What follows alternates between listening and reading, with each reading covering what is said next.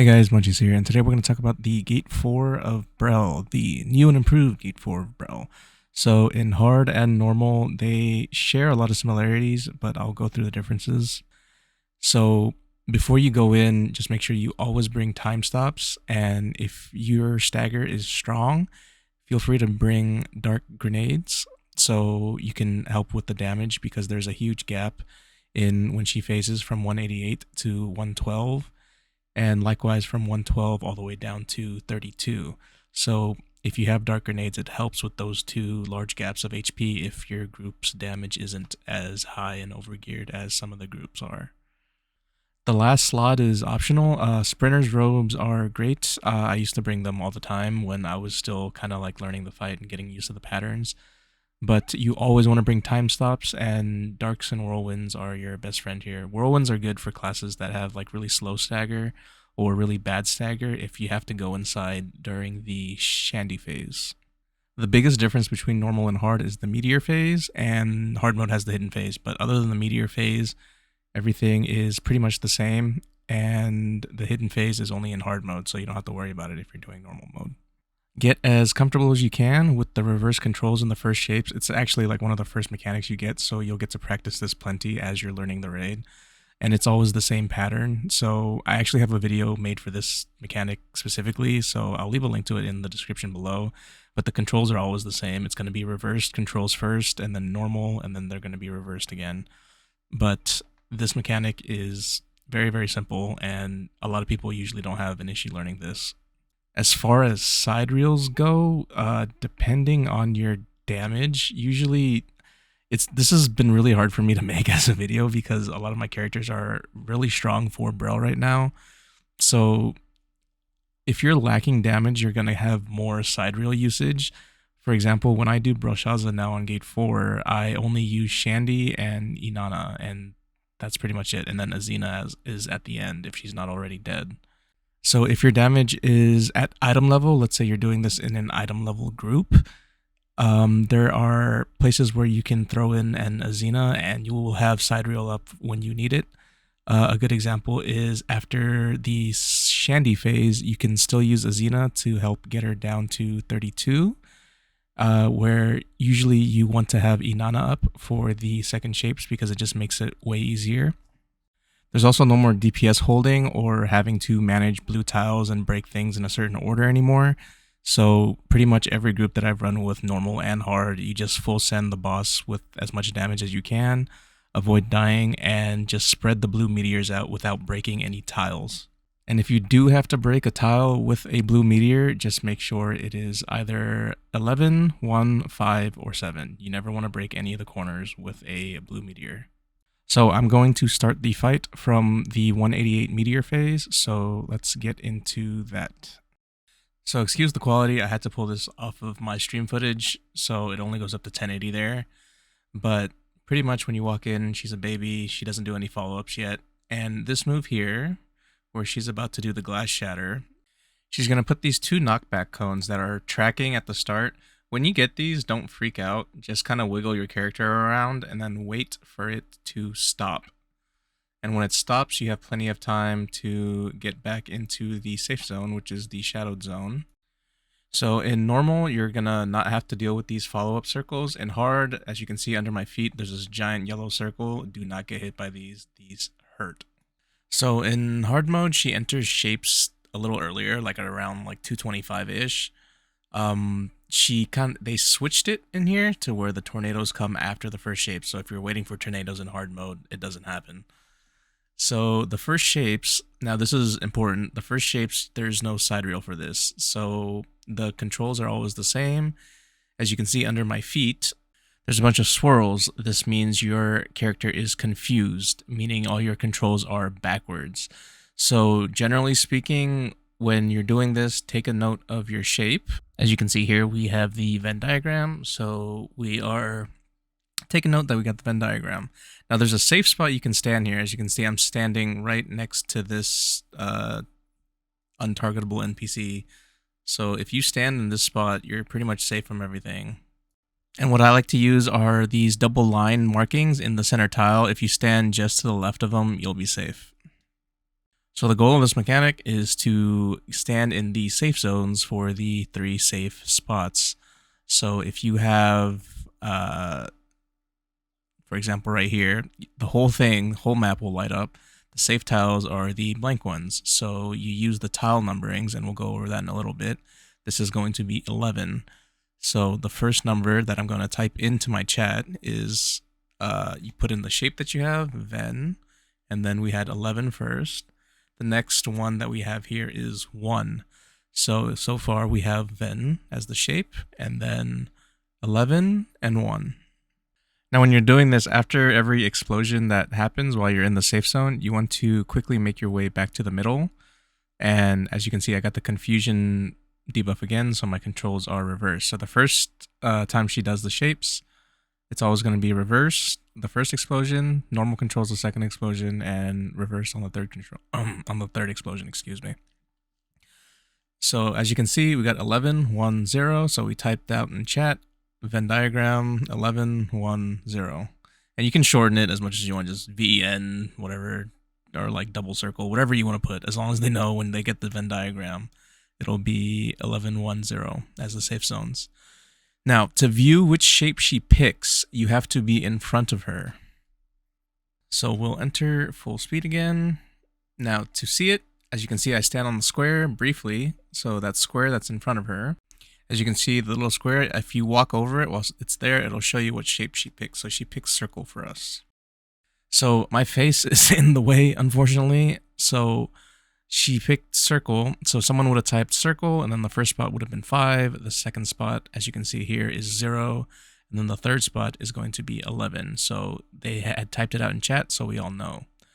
Now, when she comes down here, usually people will Azina for extra damage here if you need it. A lot of groups now, as this group that I'm in right now, because I'm in it and some other pretty juiced folks are in it, you usually just hold it now. So you just do Inanna and then Shandi, and then you're perfectly okay. Now, off with that disgusting low quality footage. Okay, so once you get her to 188, there's going to be a meteor phase, and I will explain both of them here.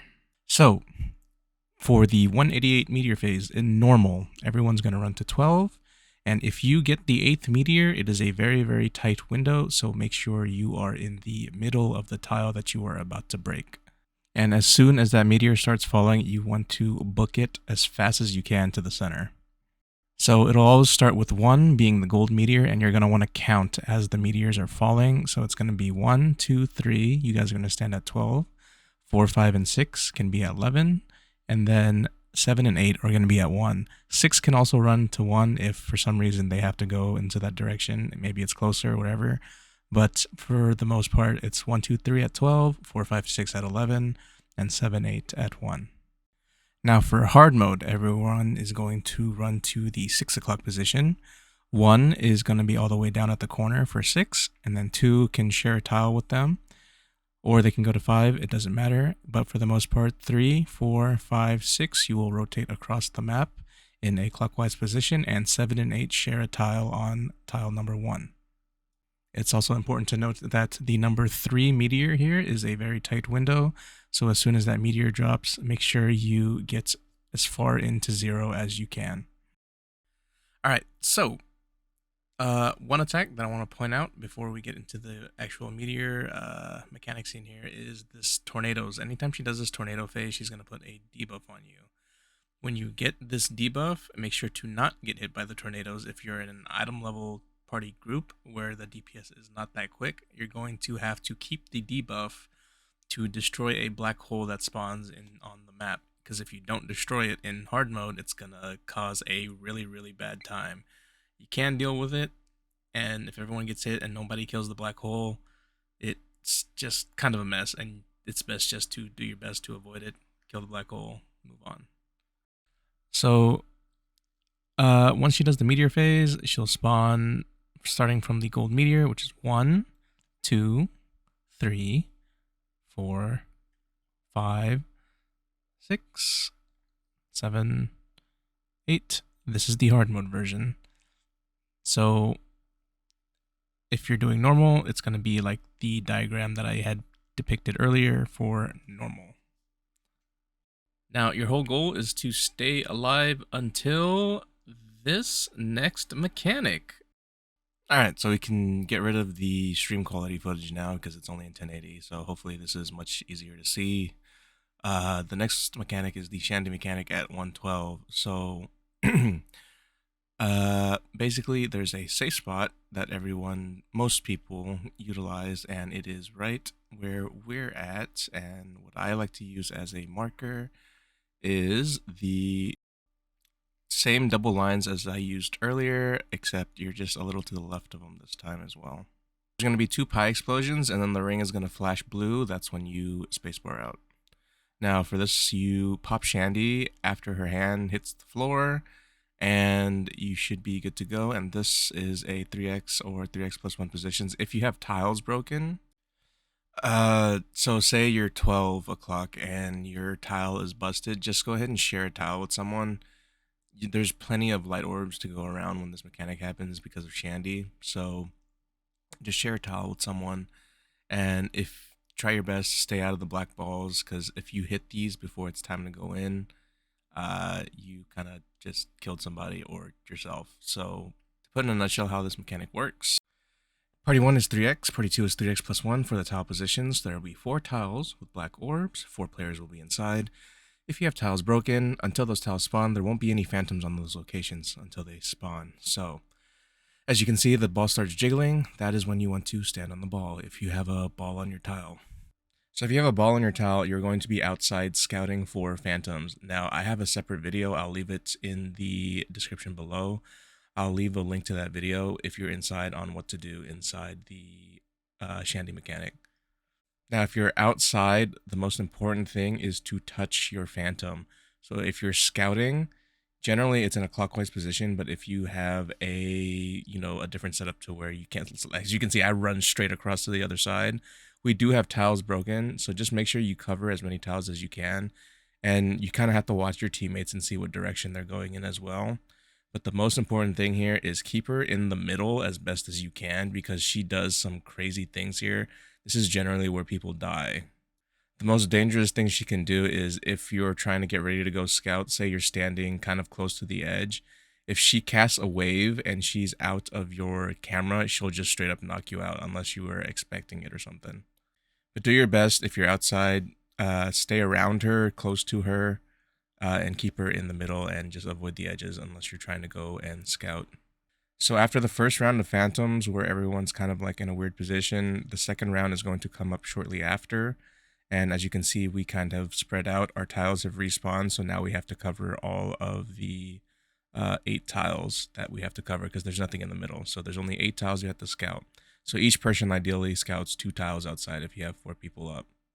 So this is the second round of phantoms. So every round of phantoms that happens, there's going to be 2 rounds of phantoms. So once the mechanic starts, there'll be a round, and then once you have to fight Brel kind of outside, when I was talking about keeping her in the middle, you have to do that for a little bit, and then a second round will spawn.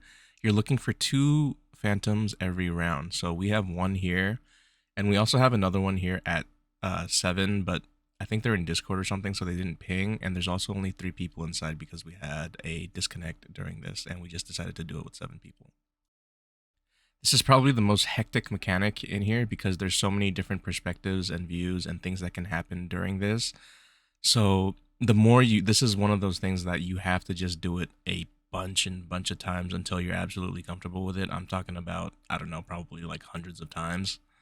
But just one thing to keep in mind as you're doing this mechanic, the most important thing to do is the job that you are doing. Don't worry about anyone else. So if you have a tile, focus on that tile for you to scout, and then focus on the other tile that you're going to scout, and don't worry about making up for a missed tile. Just make sure you have scouted 2 tiles that no one else has scouted yet. This is also a great place to utilize a sprinter's robe to make it easier to scout the phantoms when they come up. So as you can see, she just shot these waves. So when she's off your screen, those waves can actually hit you off of the map. So this is why you want to stay a little close to her, as close as possible when you are fighting Brel during this phase. Okay, so now we are going to go back into full speed. Now, this is where generally, if you are lacking DPS, this is where you would use a Xena. So we only had 7 people here, so we used the Xena here. So your goal here is to not break any tiles. Do not break any tiles. And if you do get a yellow meteor, drop it at 6 or 12. And if you have trouble deciding, always pick the side that has the most glowing tiles near it. As you can see, all our tiles are full health because ours just respawned. So I'm going to slow this down immensely. So as we're going through this long stretch of HP, I'm going to go through some of these attacks. The first one is this Medusa. All right, so she's going to start chaining her attacks after Shandi. So as you can see, these black lines, if you don't have the sound on, you can tell the direction of the Medusa with the direction that the squiggly lines are coming out of the ore bar. So the other one is going to be a pulse, and the pulses indicate the direction that you're looking. As you can see, this one is looking in, so we use our auto attack key to look in at it. All right, so the next thing I'm going to point out is this grab. I'm not going to slow this down because she does this way too much, and it's probably the first thing you'll pick up doing the fight. So she's going to do a grab attack, and when she does this grab attack, if you get caught, she's going to fire these lines behind her, and if nobody gets caught, she fires them in front of her. If you get caught by this, make sure you ping behind the boss because everyone's going to be back attacking the boss like a crazy person. Just make sure if you're the one that gets grabbed, ping behind the back of the boss. You could probably save more people than you think by doing this. And these hands, let's talk about these hands. If you get hit by those at where they connect, she's going to drop these red AoE lines everywhere, and it's just going to be annoying to hit the boss. So pretty much all of her attacks are, I like to call them like stall attacks. Every attack she does, there's convenient ones like that laser, but most of the attacks that she does, it just stalls to make it so she's more difficult to hit. And this is the second set of tornadoes at around 60 bars of health. So during these tornadoes, I think we had somebody that was actually able to stay out, but this is what I was talking about. So we're actually short a support, so we only have 6 people right now. So I think someone actually went inside and destroyed the gravity well. Another attack she does that's different in hard mode and normal mode is this tether. So people are going to have like these spikes around them. The guys with the spikes, you guys have to cut these like umbilical cords coming from Brel. In hard, you'll get like 4 of these, and in normal, you'll only get 2. But your goal is to cut these, because if you don't cut these cords, what ends up happening is these huge red AoE circles are going to spawn. And if you get hit by these hurt like immensely. And if you have a spot where like you're stuck or something, just feel free to time stop if you absolutely have to. So here we get our first yellow meteor. So as you can see, the tiles on the bottom half have lower health around them. So he's going to drop it at 6 o'clock first. Another very dangerous move she has is this double wave. So she'll hit a wave first, and then she will do a shotgun after with a giant red cone. If you are in a horrible spot, and if you're like in the middle of this red cone and you can't reach the counter, just time stop it. And there's times where she'll do this and she'll be uncounterable as well. So just be aware, if you're in front of it, you're going to want to time stop it because it sends you flying all the way off the map. So she has 3 yellow attacks. So there's a small circle, a butterfly, and then there is also a very large circle. If you cannot dodge these, eventually you'll get your spacebar timing down to dodge these if you're in a horrible spot and whatnot. But don't try to do that right off the rip. If you are in a bad spot when she does these sweep attacks, this is where you can liberally use your time stops. Another attack she does is this stagger thing. So you need 1 person in each of the red circles and then 1 person standing on the blue circle. So if you have less than 6 people alive, this is the global rule of thumb, at least for NA. If you have less than 6 people, you time stop this mechanic. But the most important thing is to stand on that on the blue circle, because that blue circle will spawn a black orb that blows up and deals an absolute crap ton of damage. So as you can see, they actually missed the blue circle by like a small smidge of a second, so the orb spawned. So what ends up happening is it blows up. If you want to avoid the damage from it, just get as far away as possible from the orb and you won't take any damage from it. So we're still going on with the fight here, and the biggest thing here is just to keep spreading the blue meteors around as to not break any tiles until the ones you have already broken have respawned. Now another pattern here, this is the big circle, she'll do a big circle into a butterfly, and that is a double. So a general rule of thumb for those yellow sweeps, if she doesn't start with a butterfly, she'll always have a follow-up after it. So if she starts with a circle, she'll always follow it up with a butterfly. All right, so now that we've gotten to the second shapes with 4 people, you're gonna have Inanna here. You should have Inanna here. So as I mentioned before, if your damage is really high, you don't want to Azina before this phase, because you will push her into here and you won't have enough to Inanna here, and people freak out when you don't have Inanna here because everybody is used to doing this with Inanna, and what Inanna does is make it so you do not have to worry about the reverse controls. So for the sake of time, I'm just going to leave this in full speed, and the only thing I'll point out is if you have tiles broken while this happens, just be very wary about getting caught onto one of the corners next to the broken tile. For example, 3 and 9, those will have tiles broken next to it, so you don't want to walk into those corners. So this is the exact same as the first time you do it. You walk in front of the cube, it shows a pattern, and then whatever shape that is, whoever got it, we had triangle, so a triangle is 11, 0, 0 for us. We do 11, 0, and then it's going to blow up one more time, and then we'll wait for the last one, and boom. Okay, so from here on out, the next thing she's going to do is she's going to break all the corners of the tiles. So 3, 6, 9, and 12 are all going to break. So you want to be in the center of the map here. Do not be anywhere near those 4 corners. So in normal mode, this is the last phase. Once you get her to 0 here, she's dead. So as you can see here, we actually get a pretty unique butterfly here. So the single butterfly also leads into a circle, but if she starts with a double butterfly, it leads into a counter.